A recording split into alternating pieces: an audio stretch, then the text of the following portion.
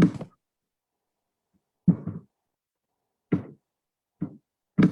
right, looks like we're going live. Hi, everyone. Welcome to this week's episode of What's the Tea here at Anew, Building Beyond Violence and Abuse, formerly known as South Suburban Family Shelter. Thank you all for joining us. Thank you all for being here. Feel free to like our video, comment, please share our video with anyone on your page. So today I have a very special guest with us today. We have our very own Executive Director, Jennifer Gabrania. Thank you for being here today. And so today's episode is going to be a little bit different, just like every week's episode. We have a different topic every Tuesday at 1 p.m. And today we're going to be talking about this transitioning phase to our new normal. And the reason why I say new normal is because I really doubt that we're actually going to ever get back to the way we were living before the pandemic. And so I know a lot of people are going through a lot right now. And really, I just wanted to just bring that up, just start a conversation on the topic. We're going to discuss a few scenarios that can be a source of stress for a lot of us. And we're also going to talk about what people can do to help make this transition a little bit easier. So let's talk about what we can do to help each other out, how this is affecting us. Before I go into this conversation, though, I would like you all to go ahead and join in the chat and talk about how this has been for you. Has this been a difficult time for you? What have you been doing to cope? Because we all need to hear from each other right now. Jennifer and I were just talking to each other about how, we're all going through stress, including ourselves. So we're not here to talk about exactly what you can do to manage the stress. We're here to just kind of start this conversation because I do definitely feel like there's a lot of people going through a difficult phase right now. This isn't easy. We've all been through a lot of stress. So before I keep going, I'll go ahead and let you introduce yourself, Jennifer. Hi, everyone. I'm Jennifer. I'm the Executive Director here at Anew, Building Beyond Violence and Abuse. I'm making my monthly What's the Tea showing. Yes, thank you for being here. Yeah, so in many ways, our lives have been changing. Some of us started going back to working in person, while others have been, working in person all the time. So let's talk about how this has been affecting us or how this might be affecting other people and how to manage these changes. So first, let's talk about how this could be a source of trauma, right? We've all been exposed to incredible stressors over the past year. And in some cases, the pandemic has actually been a source of trauma for some. Yeah, I actually have basically been telling everyone that it is a source of trauma for them, whether they think so or not. And I say that because, trauma is a perceived or an actual threat to one's livelihood or bodily safety. So with COVID, when we think about when the pandemic started and how all of this went, back in March of 2020, we actually all did not know if we could get it, where we could get it, and how quickly it might kill people. So we were told to stay home, literally stay home, save lives. Like, we were told that we needed to stay home, we needed to isolate in order to stay alive, basically. We were doing all sorts of things to stay safe. I remember going to the grocery store, coming back from the grocery store, and literally wiping down every bag that we touched from the grocery store, every single thing that we bought from the grocery store with Lysol wipes, all of that kind of stuff, because we just didn't know. The other thing that I tend to talk about a lot, that I think of as a source of trauma that most people don't consider, is the massive disruption in the routine that we all have had. So humans are creatures of habit, and we really love our routines. And you can tell that, we love to sit in the same seat that we were at, and you have your favorite spot on the couch. And even if you go to just a 2 or 3 day training, you very quickly decide that this is your seat in the training room and you want to sit in that same seat every time. So when our routines are just uprooted, you're doing one thing one day and the next day you're just not. That can be traumatic for people. Some people lost the place that was safe for them to be at. So for all of those reasons, this past year and a half, when I've been talking about this event, I've been telling them, if you all thought that you hadn't experienced trauma prior to this, then I am welcoming you to the trauma club, because this has been traumatic for all of us. Definitely. We're all in this together. This has affected every single one of us. And just, you know, making it through the past year, I feel like it's just a great accomplishment for all of us. And here we are trying to build this new normal, whatever it's going to be. We don't even know yet. But that really reminds me of, you know, this routine that we're barely now getting used to. You know, we're getting used to disinfecting everything from the grocery store and not being in a group of more than 10 people. And, you know, all these things that we're now feeling a little bit comfortable doing. And suddenly we're going back. Suddenly, you know, a lot of students are going back to school and people are going back to work. A lot of things are starting to open up again. So that could just be a whole new set of trauma for us. Yeah, it can be. We've found a way to create a sense of safety for ourselves and had enough time to get comfortable in what that was. And so every time it changes or it transitions, then it forces us to have to try to get used to that or get comfortable with that or decide, am I going to participate in that? And if I don't, what does that mean for me? So there's a lot of stress and anxiety. It brings up the anxiety. I mean, to the point where we're watching movies and people are all together, and I find myself thinking, wow, that's a lot of people in a room together. You know? I can't quite imagine when I might be okay being with that large amount of people in a room together. So and especially there was a lot of attention on kids going to school and when they would go to school and how much school they would go to. And then this school year, I think everybody's back in school. Yeah.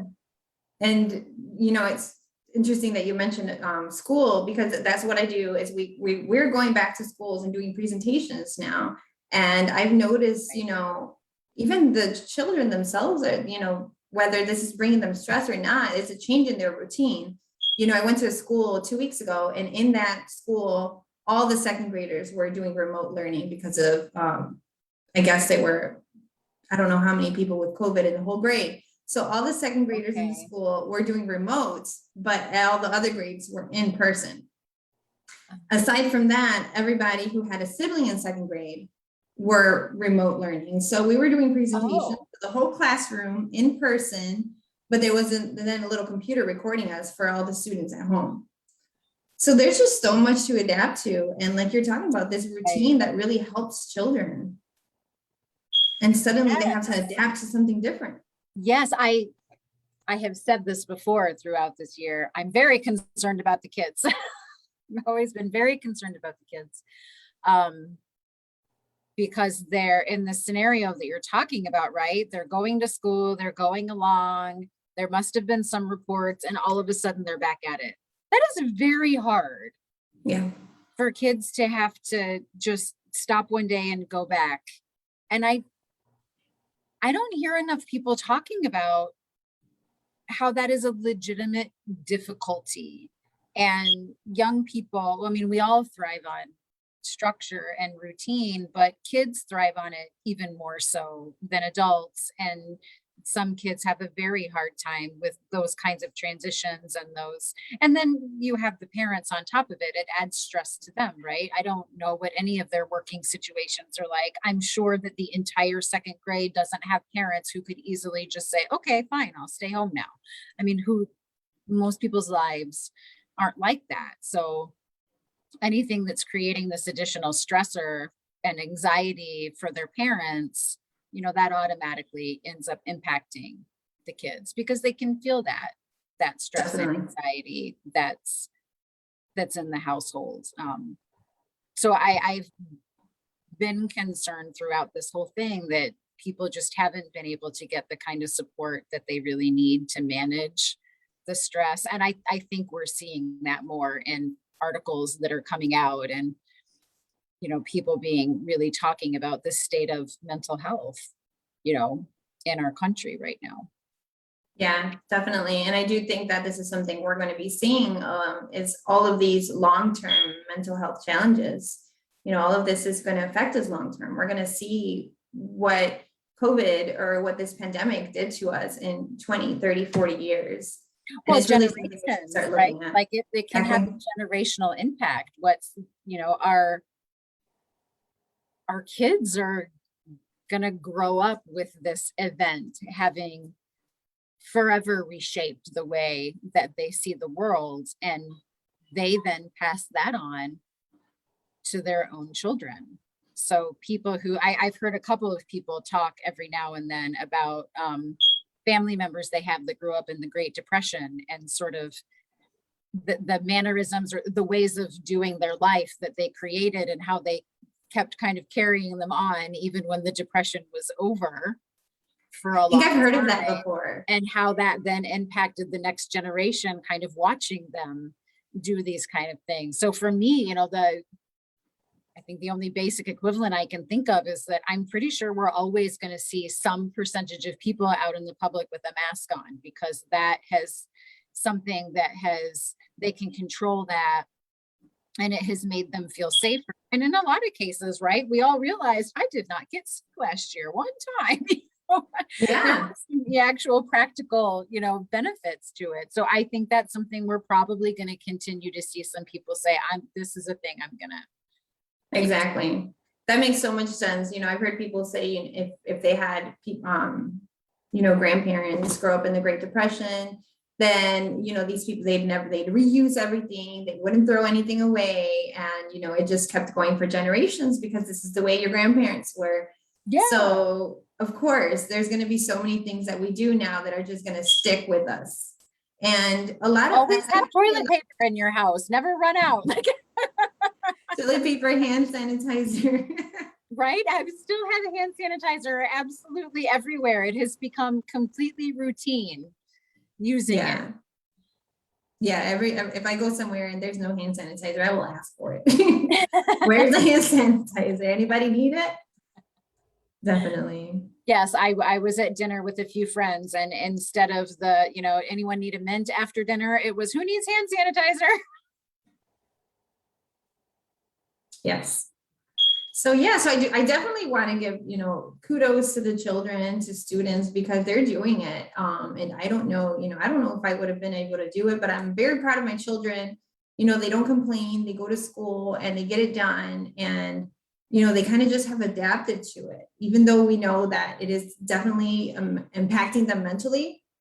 They're still doing it, and they're doing what they have to do, and they're doing good in school. And that's definitely something to just be proud of, is the fact that we've made it. We're trying to work together and build this new normal together. And it's been difficult for all of us, but we've all been through it. Yeah, you're definitely going to see, we all have different levels of resilience. So you're talking about and kids have very high levels of resilience. So we're talking about the resiliency of our children to be able to kind of go through, but some of them don't know a whole lot different, they haven't been on the earth that long when this wasn't something doing. So they are able to adapt to it a lot easier than those of us who may be older and lived for a really long time without having to deal with something like this. But I think they still have these little losses that are coming up. And I wonder, like your example with that second grade class, I imagine there were students that were really happy to be back in school and see their friends every day. And then all of a sudden that got cut for them again. And so that's another loss that's there for them. I know even my son, like his best friend isn't able to go to school right now. And so that feels like a loss to him because he doesn't get to see that person, every day anymore. So there's still some of these little, like, they feel like they're getting some, and probably all of us, right? We feel like we're getting some of what we were hoping we would get, but then you then have to kind of step it back. So it's like this cautious optimism. And I sometimes feel like I'm tiptoeing. Like, is it okay to do this? Or, well, maybe I have to back off and do this. Or it's hard to plan. I feel like it's hard to plan. You never know what's going to happen. Exactly. Yeah, because and I'm sorry, Celeste, I cut you off. Having hope for the future is important to being able to overcome a traumatic experience. And so that's kind of what I'm thinking about right now. I felt like earlier in the pandemic, there was a sense of, because it was a crisis, we all had to come together, and there seemed to be very clearly defined things that we needed to do. So for some reason, I don't think I felt as bad then, but as things have eased up and it's become murkier, like what's okay and what's not okay, and there isn't that level of clarity, I'm noticing that people seem to be feeling worse now than when this was all fresh. I don't know. Does that It seem does. like It makes you're so much experiencing sense. too? Okay. It does. Yeah, it's kind of what I'm feeling. I'm feeling the same way, because right now we're all kind of just not sure how to go about life or what to do. Where before we have strict guidelines and this is what we have to do, and we're trying to reach this goal. Now we're trying to get back to this normal that we don't even know what it is. Yeah. And those guidelines, again, it's like that structure feels comfortable. Like it was hard to do, but it was really clear and there was no mistaking. And now it easing back into something that's a little less clear and a little more like you get to make the decision Yeah. is kind of taking that away. Yeah. And some people love it, some people are very happy. And other people are like, it's kicking up anxiety. Yeah, and that's interesting that you mentioned, because I did want to point out for sure that not everyone has had the same pandemic experience. Yeah. Experiencing mixed reactions as we transition back is definitely to be expected. So everyone's having so many different reactions, so many different emotions. And I think that's something to consider when you're with your family, when you're with your coworkers, whoever it is that you're around, is that we're not all on the same page here. And so we do have to make space for each other, because really we don't know what's going on. We really don't know what's going on in somebody else's life. So we're all going through so much. Right. Exactly. And there are some people that they'll just never tell you, that privacy is important to them. So you're not going to know. Yeah. And so it's also important to, if you're hanging out with friends, whoever it is that you're around, just make sure that you express those boundaries to them. Whatever boundaries you have are going to be different from everyone else's. So this sounds like I'm giving a presentation about teen dating violence, but it's very similar, because, you got to express these boundaries. Otherwise you're not going to feel comfortable. And so you have to let people know what it is. That's something that I had to learn. Yeah, no, I think you should give a little bit of that presentation, because boundaries are hard for people. I think it's worthwhile, to share a little bit about what a boundary is. How do you communicate them? I think that's what people are the most worried about. I want to do this thing for myself, but I'm afraid of offending the people that are around me, or what if they get upset with me? Yeah, That, those concerns exist in adults as much as they do in definitely. that you're talking to. So yeah, and if you're surrounding yourself with healthy relationships, then you are going to be with people who care about your safety, right? So once you express these boundaries, yeah, and if you're surrounding yourself with, I thought I heard echo, but yeah, so surround yourself with people who really care. And I think that that's kind of something that I learned, and it helped me deal with my stress. Yeah, I think the hard part is that sometimes there's so much polarization right now in some people's attitudes and beliefs around it, that you might have, family members that you want to continue to surround yourself with, but they don't share your beliefs, or they're very difficult to set boundaries with, or some people may feel like they can't set the boundary at all. And those aren't people that they're willing, to not have Exactly. be around. Yeah. So I don't know if you want to get into like some of these challenges, returning back to the office can be difficult for people, especially, I've been working from home for 1.5 years now, and, it could be difficult for different people, because, for example, I've been working from home where other people had to go straight back to the office, and we're all, kind of just on different levels. Yeah. And it's, I'm in my office right now. So, and I've been in the office at least one day a week at minimum, the whole time. But you're right, there are some people, due to the nature of the work that they do here at Anew, that nothing changed for them this whole Yeah. time. They always had to have contact with other people, whereas there are some that have lesser contact than that. And it's right now trying to figure out, what does that mean for what the work world looks like? All workplaces are trying to figure out. We can even, take ours out of the direct conversation. All workplaces are trying to figure out right now, what do our offices look like Yeah. going forward? And I've heard various reactions from people on what it's like to work from home. Some people love it, some people can't stand it. Some workplaces think that their staff are doing great and have already, decided that they're never coming back to the office. Other places are more not so sure that it's a good thing for their staff, and they're trying to figure, and I know some places that brought everybody back months ago. Yeah. Months ago they've done it. So it's really kind of all over the place, but it's changing what people are looking for in an employer. Exactly. Yeah. So many things are changing. Let's talk a little bit about what we can do to kind of support each other, even if, we're talking about the challenges that kids are facing, challenges that we adults are facing. How can we support each other? What are those things that we can do? I know today I just wanted to, raise this conversation because, for one, that's one of the things we can do is, start talking about it. Don't act like it's not happening, right? Because it's happening to all of us. Yeah. And being able to feel like you're not alone is a huge thing that helps relieve some people's stress and anxiety, is just knowing that other people are feeling the same way that you are, that there's nothing wrong with you for feeling what you feel. It's perfectly normal. It's okay. There might not be a magic answer to it, but you're on track, with most other people.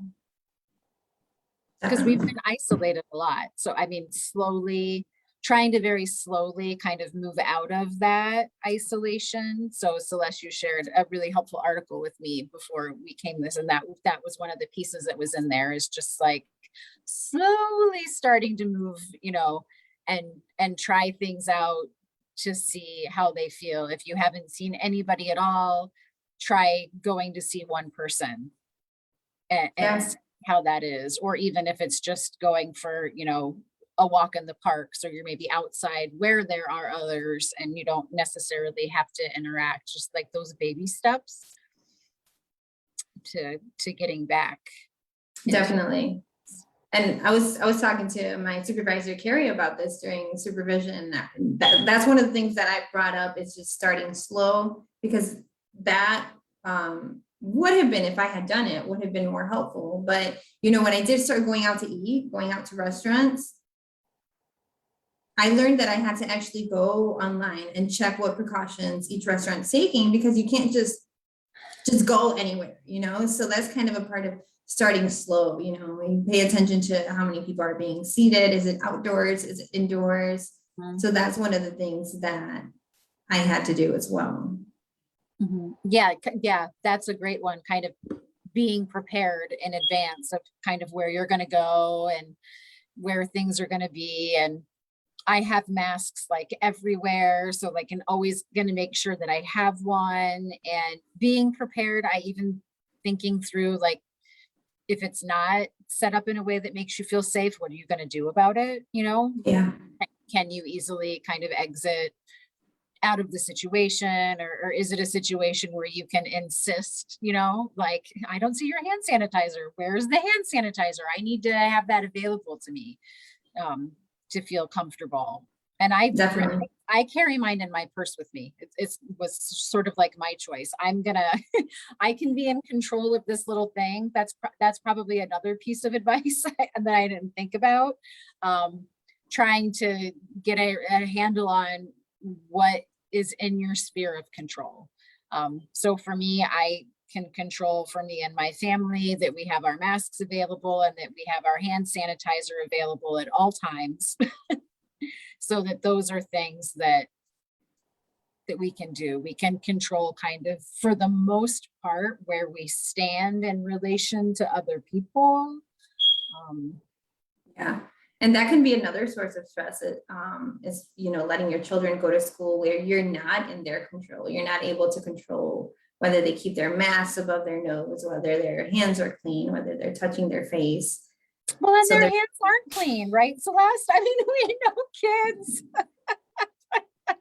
They are no, their not hands are not clean. people.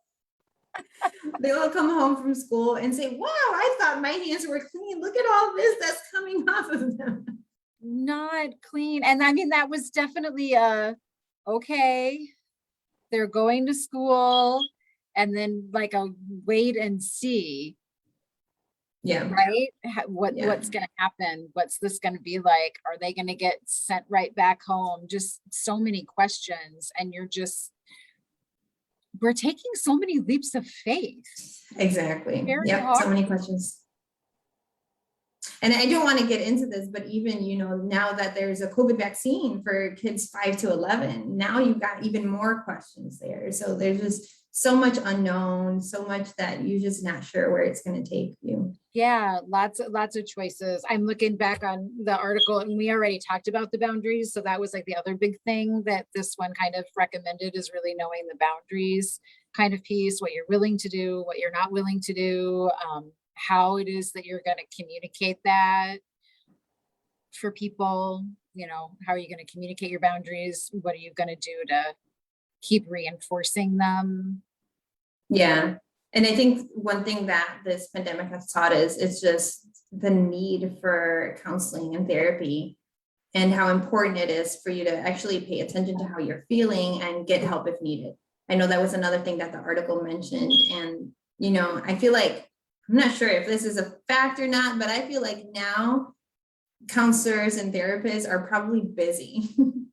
I think that they are. So, I mean, I have a therapist and she's busy. Yeah. For sure.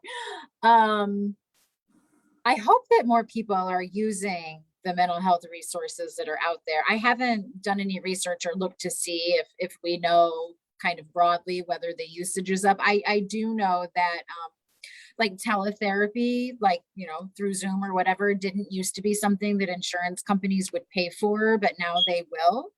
And even for a short period of time during the pandemic, there wasn't even a copay for it.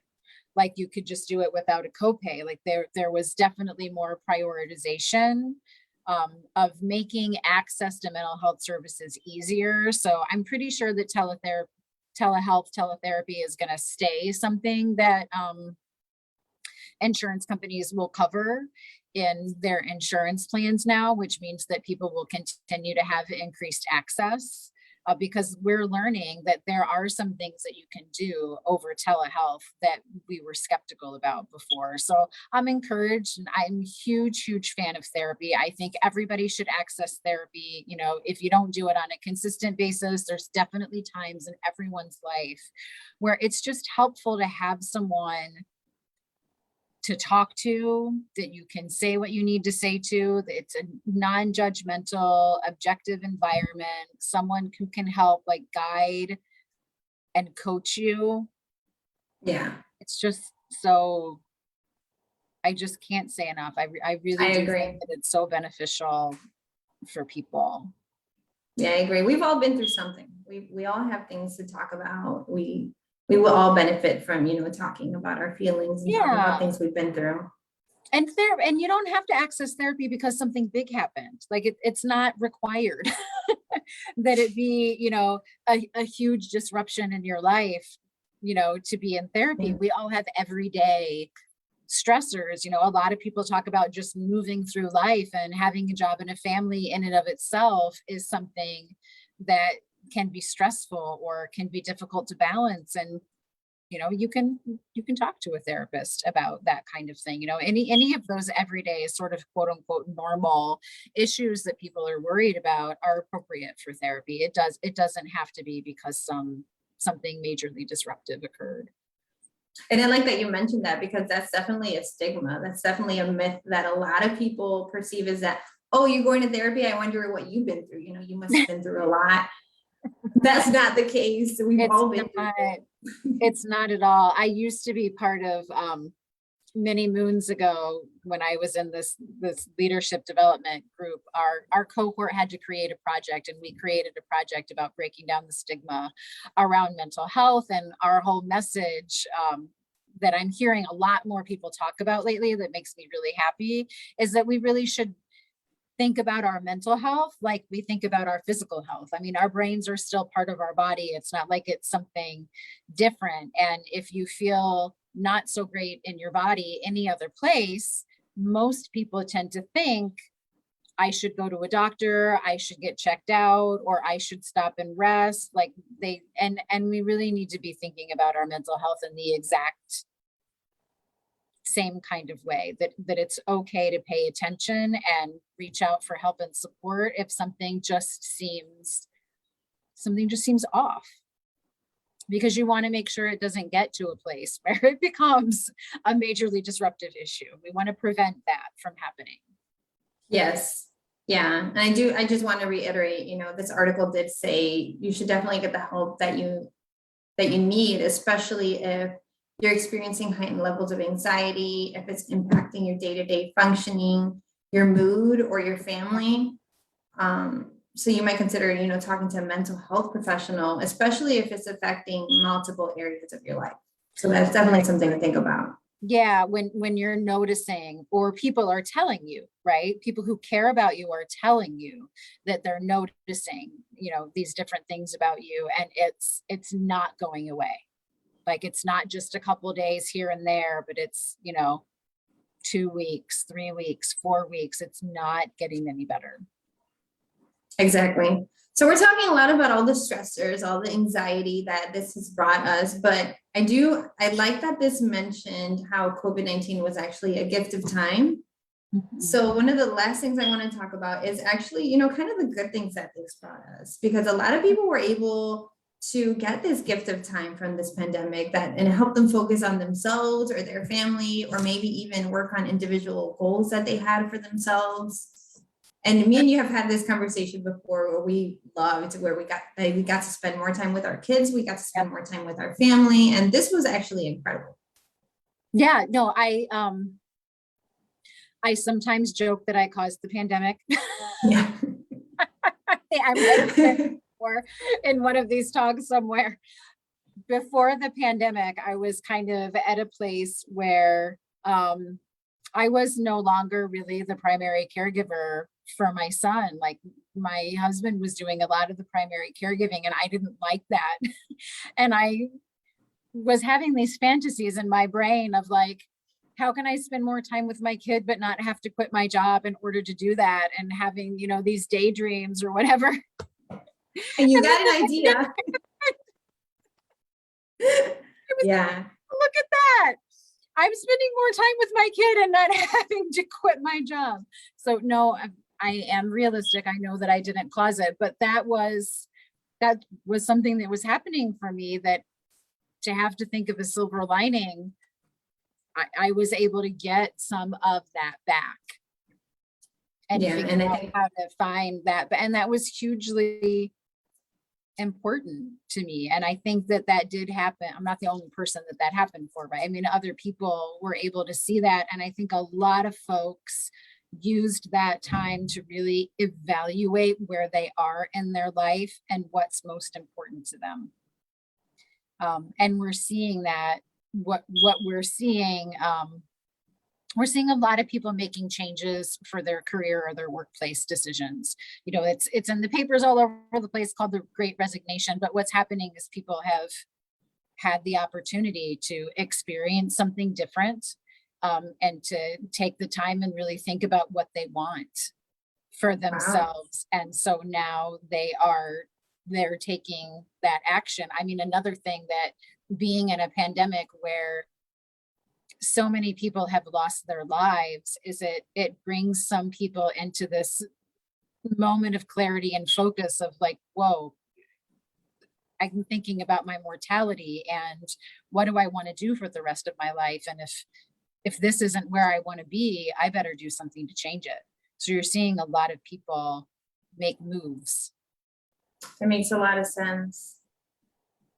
And so I And think that's been a huge gift for people to have been able to have the ability to do that, because I mean, they call it the rat race when you're just go, go, go, go, go, go, go, go, go. And when you're back to back with everything, you do not have the time to reflect. And that is one of those positive things that forced stop and slow down provided for some people, was time to be able to reflect. yeah, the pandemic gave us time to reflect. It gave us time to get to know ourselves and think about whether we like, our careers or what's going on in our lives, and spend time with our family. So it was definitely a gift of time. A lot of good came from this. No, I have said for a while that in terms of our organization, Anew, one of the things that I thought was a positive for us was the amount of innovating that you all did, that all of our staff did during the pandemic. And part of it I've always thought was because it forced us to break out of the boxes that we were in, right? Like that wasn't there anymore, and everyone just had to think differently. And this show that we're doing right now, I don't know if y'all ever would have come up with this idea or started this had it not been, for that. So I do think there was a great amount of innovation, and I'm hoping that stays. I'm hoping that people had that experience of thinking outside the box, and for them it went well. And so it'll be less scary to continue trying things out. Yeah, and that's what I hope for our new normal as well, is just to have a balance of both. And hopefully that works out better, is, to have a little bit of before pandemic, a little bit of after the pandemic, because we've found so many things that work so much better that we can just adapt to our new normal. Definitely. Yeah, so that's about all that I had. So we can go to the comments and see if we have any questions, any comments in there, Lysandra? Just one comment. Do you think we will ever fully go back to normal as we knew it? Well, Celeste I've mentioned said no. I said no. No. Yeah, I don't know that we will. What I think is that I don't think that COVID is going to 100% go away. And I was just reading an article.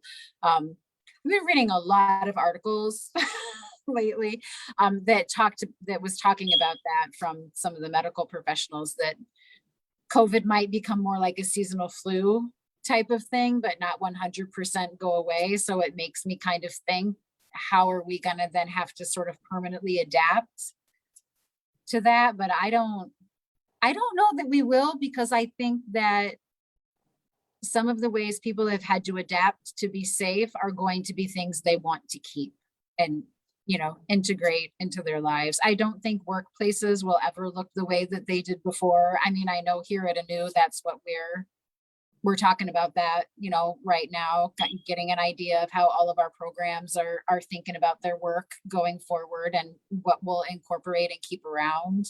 And I think most other workplaces are doing the same kind of thing. I think, this, idea of Zoom and virtual connecting in the world is going to stay.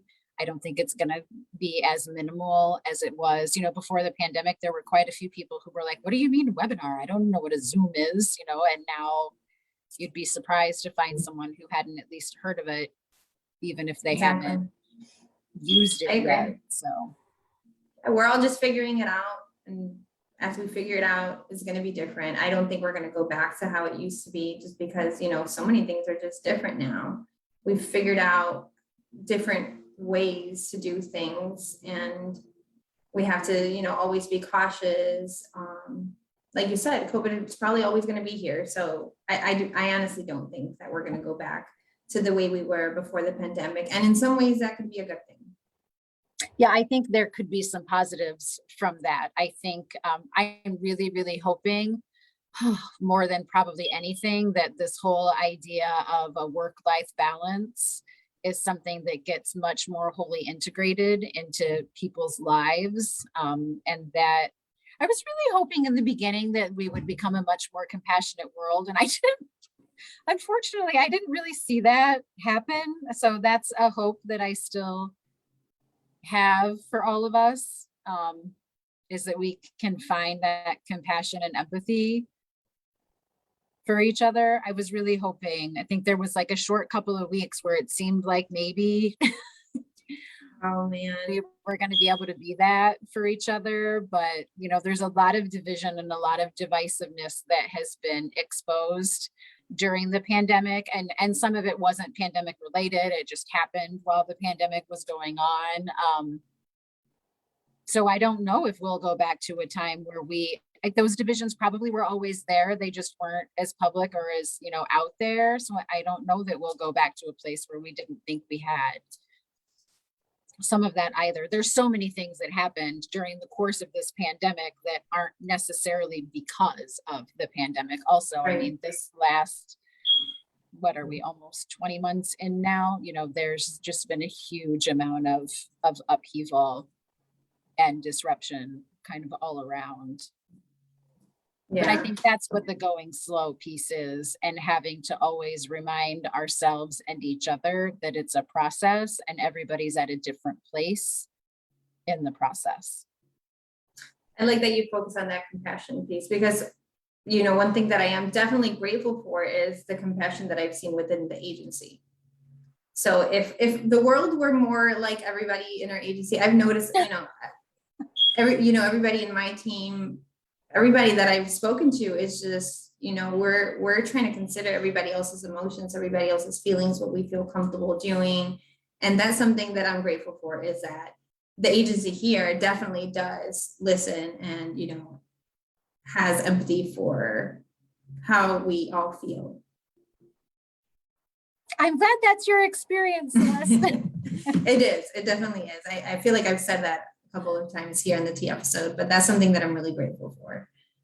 Yeah, I think that's what we all need to try to strive. You know, that helps the kids, that helps the adults. I always try to remember that. I think you said it earlier, you never know what people's struggles are that they're going through. And oftentimes when we're distressed, it's because we're speaking from whatever place those struggles are at. So it's always helpful to everyone to, if someone reacts to us or if we can react to other, and it's hard to do. I mean, we're not always great at it. So, I mean, I think we also have to realize, you know, give ourselves that reality that we're human and we're not going to do it right all of the time. But I think we've definitely made it a long way. And to your point that you mentioned earlier, you know, getting from there to now is huge. It's huge. Yeah, a great accomplishment. Yeah, so a lot of us might be thinking, you know, what have I done this last year? You're talking about all these people switching careers, and I didn't do any of that, but you made it through this whole year, and that's in itself an incredible accomplishment. You know, we're trying to work together. So I do want to thank you, Jennifer, for having this conversation with me. I know this conversation was a little bit difficult to have just because we all are going through this all at the same time. So I want to thank you for your input and for doing this with me. And I'm glad that we got to raise a little bit of awareness and just start a conversation. Hopefully people will be more comfortable just talking about the things that they're going through and, you know, realizing that they're not alone. Yes, I hope that too. It's really important to put it out there. So if we don't have, I know we had one comment in the chat. Do we have any more, Lysandra?